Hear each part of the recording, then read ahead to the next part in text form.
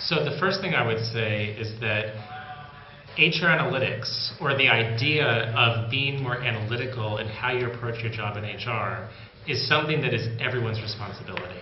So this is not about having a dedicated group of people who are analytics experts and having them do all the work, because in fact there's two things. One is that most people don't work in organizations that have that kind of wonderful capability sitting there in a center of excellence. But even if you do, it is not the responsibility of people sitting in that COE to define the questions, to understand what kinds of issues you need to focus on.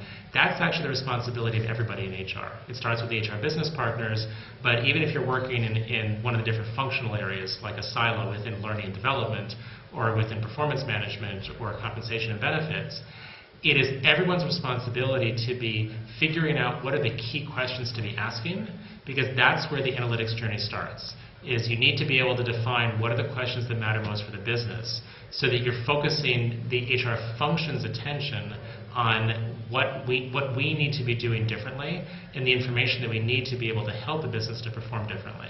So a way to think about this is, this isn't about people deciding that they want to become HR analysts or want to become HR analytics experts or workforce analytics experts. It's a much broader question of saying that there's a certain set of competencies that we know we need to succeed in HR. It's pretty much a given that people know you need to be good at doing things like OD, organization development skills.